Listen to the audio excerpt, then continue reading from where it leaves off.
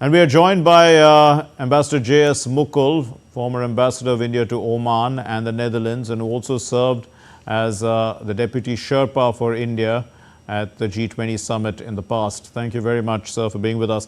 Now, when we look at what's happening, since the last three G20 summits, the Global South has come into the focus. India, of course, taking that agenda right forward, and then Brazil taking forward that agenda. To what extent, have the issues of the Global South now found resonance in the G20?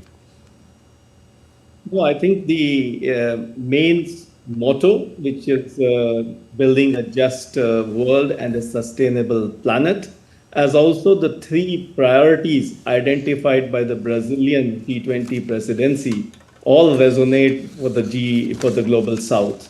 For example, the social inclusion and fight against hunger and poverty is right in the middle of the SDG requirements, and it's vital for the Global South. The second priority of reform of the global governance and the international institutions is again something which the Global South has been demanding over a long time.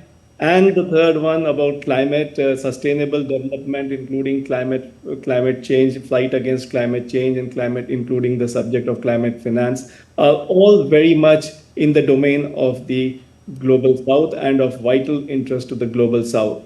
In that sense, I think starting with we have been very fortunate, I would say, that we have had four presidencies: Indonesia, right, to India, to Brazil now, and the next one to South Africa. Right. Four emerging market developing countries, the EMDCs, holding the presidency in sequence, I think augurs very well for the Global South agenda.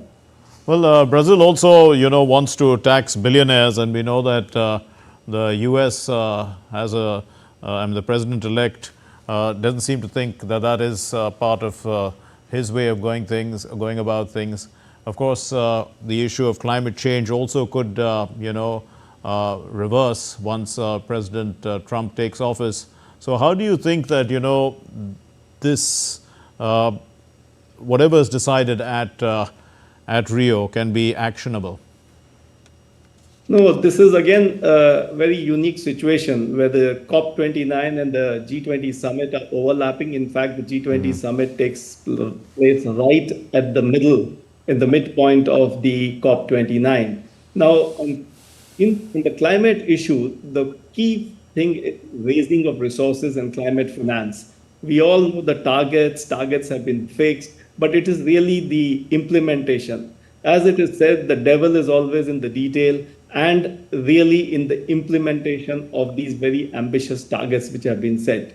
Yes, Brazil has put forward this proposal to tax billionaires or the super rich or the ultra high net worth individuals across the globe. A report indicates that this would amount to about 3,000 individuals who have not been paying even 2% of their income or contributing by way of taxes. There is obviously, you're right, as you pointed out, there is opposition to this. But let us see. The summit has just begun, and whether anything could come out of this. It would, of course, be a great help, not only just for the climate finance in the COP29 scenario, because right, the G20 as the forum of leaders sends very strong impetus or messages to all forums, including the COP29, but also, as UN experts have pointed out, that a contribution of just 0.14% of the global income could help restore the SDGs or the Sustainable Development Goals to reach their target outlined for 2030. We all know that the SDGs are lagging far behind the target, and I think in that sense the Brazilian proposal needs to be welcomed. Yes, there will be opposition from the G7 and the developed countries, but again, multilateralism is all about striking compromises and balances, and let us wait to see. We would not like to prejudge. We hope something Right. meaningful will come out of this, but let's wait till the end. Ambassador Mukul, when India was the president of the G20, we had about 200 meetings through the year. You know, there was the finance track, the Sherpa track, and, you know, every now and then there was some meeting going on. Has that been the process, you know, even under the Brazilian presidency? Is that the process all the time? And how do, you know, the finance track and the Sherpa track sort of converge in coming about and bringing about that declaration in the end? Yeah, I think the Brazilian presidency has also been, let us give them the credit, has also been very active, very proactive. I think they've had more than 100 engagement group meetings, 20 ministerials, 20 or so ministerial meetings, etc.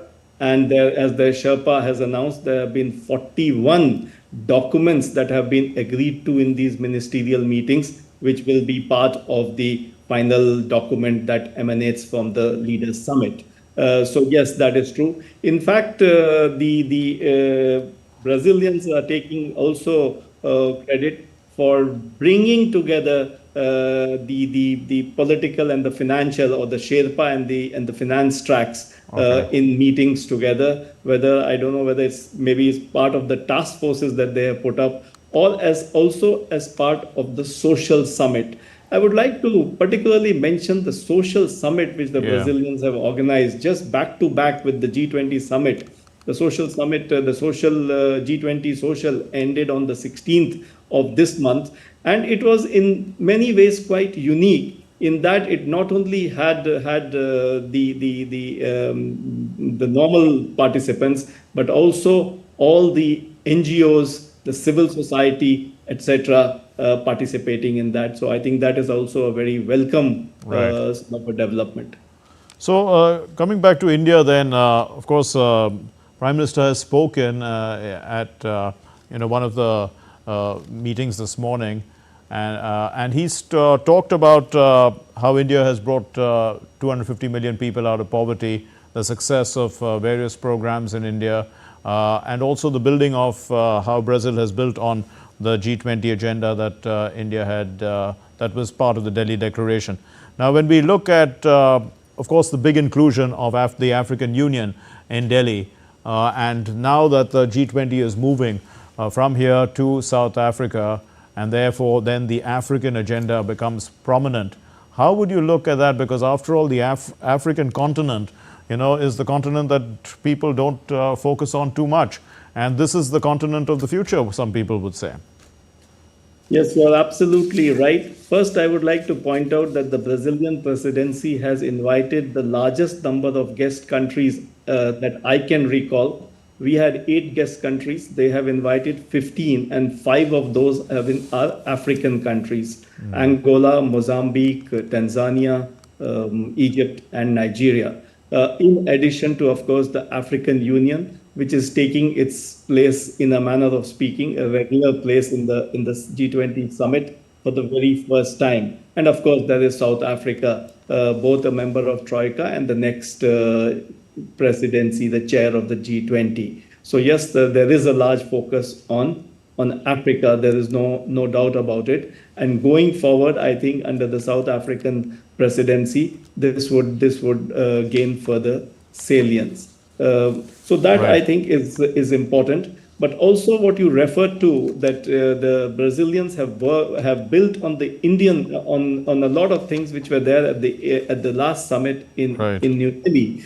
Now there again, if you look at each of the priorities that they have taken, hunger and the fight against social inclusion, fight against hunger and poverty. Yes. That was also food security, and in fact the Deccan high-level principles on the food security and nutrition that had come out of India's presidency are a major input and a building block for this. If you take the reform of the global institutions, again, the reform of the institutions, the international institutions for the 21st century was a major plank of priority of the Indian presidency.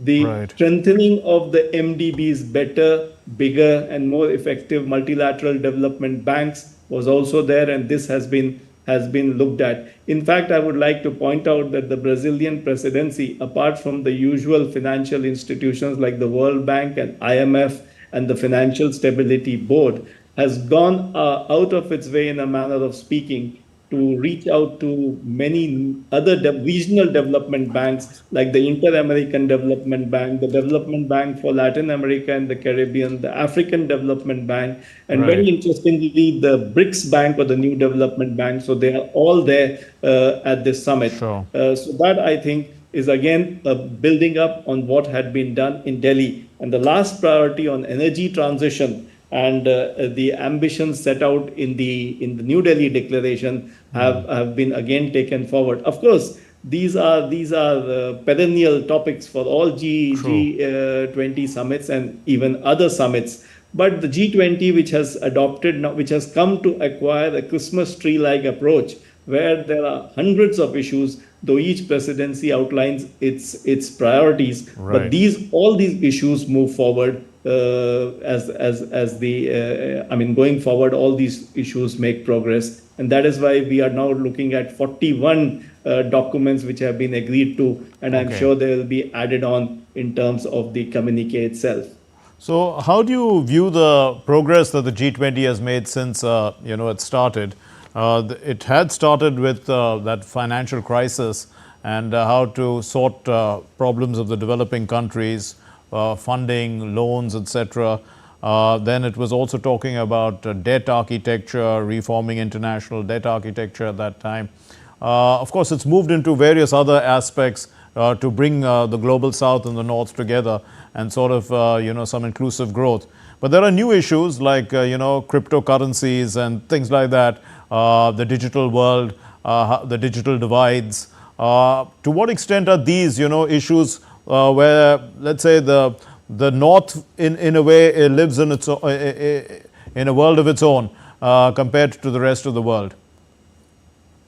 You see, we should remember that the G20 was a creation of the G7 in 1999 at the level of finance ministers and central bank governors. And as rightly pointed out by you, that came about due to the Southeast Asian financial crisis and earlier and other related crises, the Mexican crisis, there was a Russian currency crisis, etc. at that time.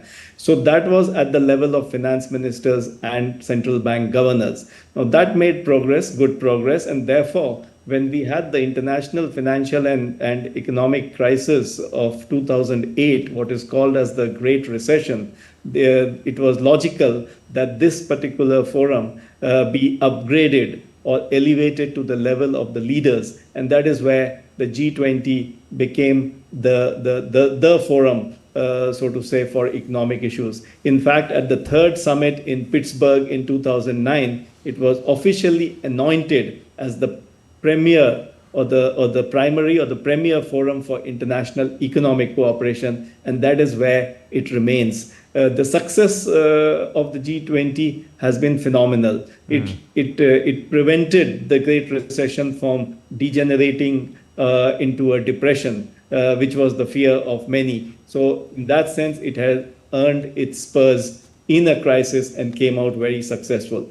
Since then, it has obviously, the keeping with the needs of the times and the ground realities, the agenda has expanded, and the G20 has been able to provide the direction. We should remember that the G20 is an informal forum, unlike the others. So decisions are made in those forums. For example, the trade decisions are made in WTO, climate in the COP, and so on. But the political impetus or the political messaging which comes out of G20 is absolutely critical. We leave it there. Thank you very much, Ambassador J.S. Mukul. Thank you for enlightening us on the, the bigger picture at the G20.